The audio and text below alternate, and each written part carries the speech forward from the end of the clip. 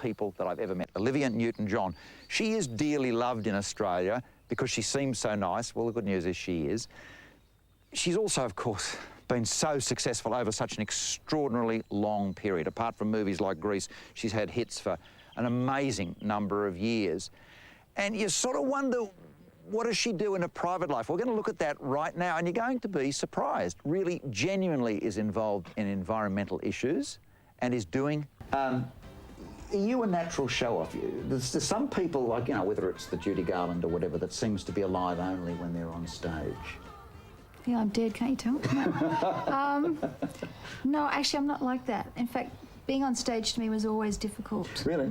It's only in the last few years I've really started to enjoy myself, because I was always so worried about being perfect and not making a mistake that I couldn't really enjoy myself that much. But now I've given up on that.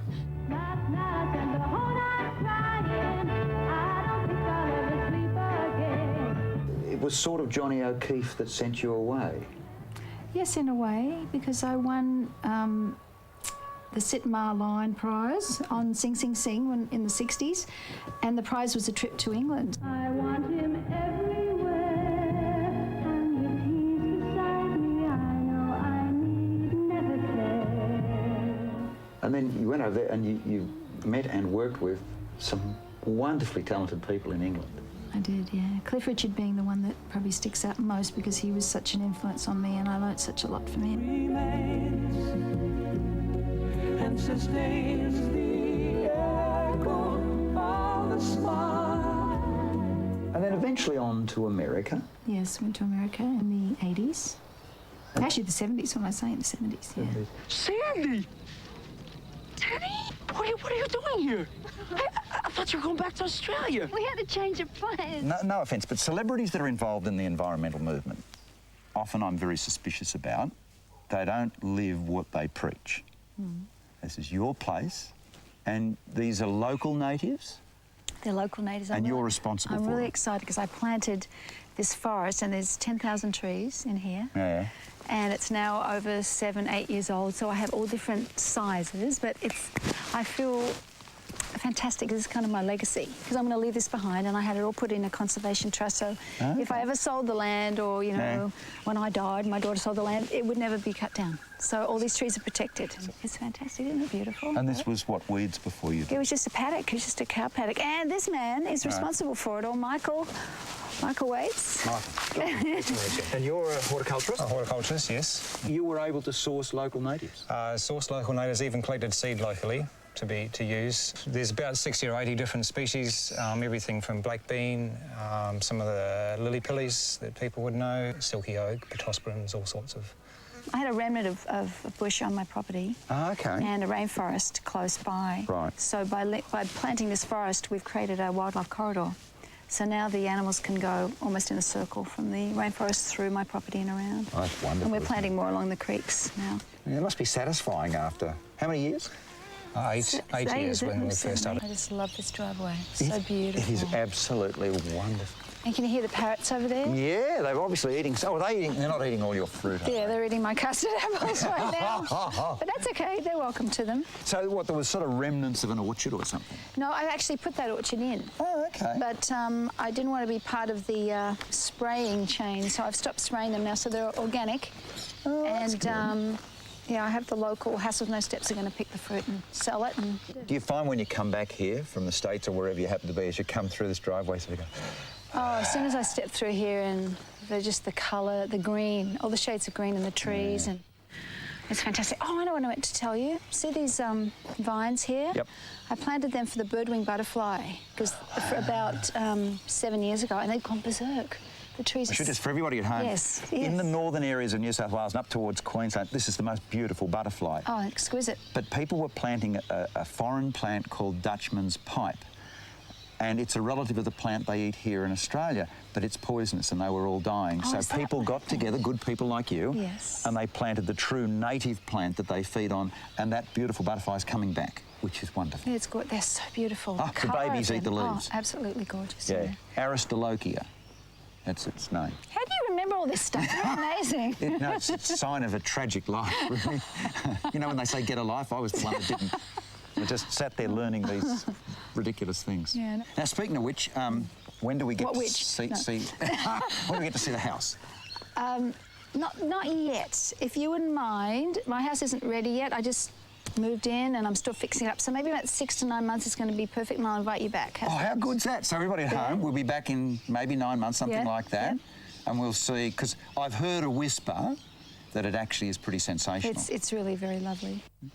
And you've got an overgrown tennis court. I've got an overgrown tennis court because I really don't like the look of just the wire. So I planted, you know, not knowing what I was doing really. I said, just plant vines all over it. Then, of course, the walls started to fall down. So I had to put props on them to hold them up. But when they're in bloom, it's just covered in purple and orange. It's just beautiful. Oh, well. Do you play?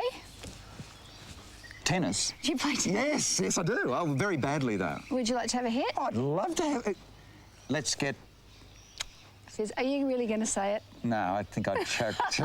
No, we could have a game. We could have a game of tennis. Okay. Have you got a headband so I can look like you used to do?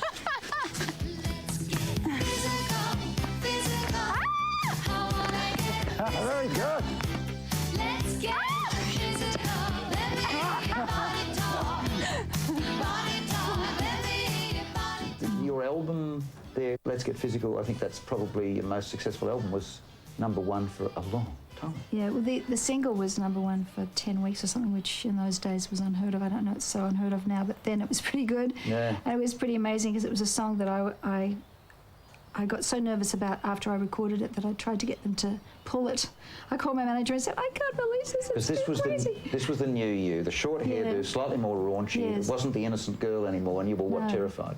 I was scared. I mean, I did it because I knew this song was a hit record, but then when I actually knew I had to go out there in the world and sing it, I kind of freaked. And my manager said, sorry, it's too late, it's printed and it's out there. And it turned out to be the best thing ever. So it's interesting, sometimes the things you're most afraid of are the things you have to follow through and Well, it turned the image do. around a lot, didn't Yeah, it gave me a chance to do different things. about you is your family, in that you've got nuclear scientists, you've got university scholars, all sorts of people, even related to Ben Elton.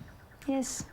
Which And is- you're looking at me and going, for goodness sake, how could you have all those brains in the family and be such an idiot? Well, let's go back over. Dad and Mum. Dad and Mum. Okay, my dad was a university professor and very brilliant man. He spoke fluent German, fluent French, and he taught German. And he was actually part of the code-breaking crew in the war, after the war, or during the war, actually, but he wasn't allowed to The talk Enigma. about it. The Enigma, yeah, he was a very, very clever man. And my grandfather, of course, won, not of course, but he, of course, everybody's grandfather wins the Nobel Prize for physics. I come from a pretty brainy family. Well, a family of achievers, Yes, anyway. Yes. Because most of those are fairly considerable achievements. Yeah, they are. There seems to be an affinity between math and music, they say, because I was hopeless at math, but thank God I got the music team. And of course, it wouldn't be a picnic without, mind you, wine. I've just started a wine label called Koala Blue. It's very, very delicious. So this is a Chardonnay. Cheers. Cheers. Good health. That's very nice. Isn't that nice? Yeah, It's fruity. light and fruity, and Yeah? I'm not much of a drinker, but you? I really, really like this wine. I said, if it's going to be wine, it has to be really light because I don't like heavy wine. So I really think this is This really is gorgeous. delicious. What do you mean you're not a drinker? This is the third bottle you've been through Oh, while don't we've been tell here everybody. today. No. Hey, Sandy didn't get any wine. Oh, that's okay. Said she never had a drink before either. Oh, yes, I did. I had some champagne at my cousin's wedding once. Ooh, ring-a-ding-ding. Grease. I mean, Grease is still an incredibly popular movie today, and it was obviously a movie that affected vast numbers of people. What was it like to work on the movie? There was such amazing energy making the film. We had a lot of fun, and for me, I went to University High School where, you know, it was segregated. The boys went in one entrance and the girls went in another, and you wore uniform and you couldn't eat with the boys, and, you know, you had to wear your gloves and your hat and all stuff. And here we are in American school where everyone's together, and it was wild. For me, it was like having... But Yes. you actually do stuff? I do stuff. I plant trees, and this year I'm excited because I'm the spokesperson for Planet Ark for Tree Day, which is July 28th. And we're trying to get, last year we planted 1.2 million, and I'm hoping we'll do even better than that this year. It'll be That'd be awesome. fantastic. Now, a lot of people, I suppose, care about the environment and are worried about our future, but feel as if there's nothing much they can do. Well, this is the great thing about Tree Day, because you can get a group of friends together, either at church or your work or school, and you can call Planet Ark and find out a site and go out and plant a tree for the environment, and it's a wonderful thing to do. It makes you feel empowered. But not only that, plant a local native, because that really matters, not just a tree. Yeah, absolutely. I love you. I honestly love you.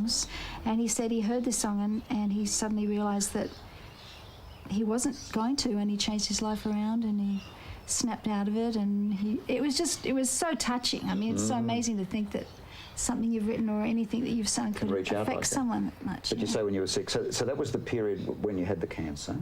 Yes. How, I mean, there was obviously a lot of things going on around that time in your life. You lost a husband and all sorts of things. I mean, how grim did things get, and how awful is it being a public figure when you've got such personal things happening?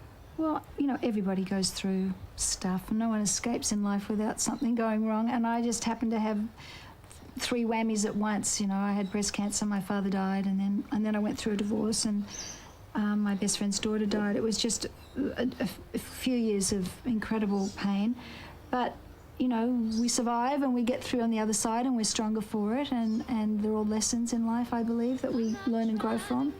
And then I think I feel happy, so I'm lucky. I'm a fortunate person, and I'm grateful for my life. And you want an orange? Oh, yeah. Yeah. Oh, yes, I sure do after that. Bit of fruit after sport.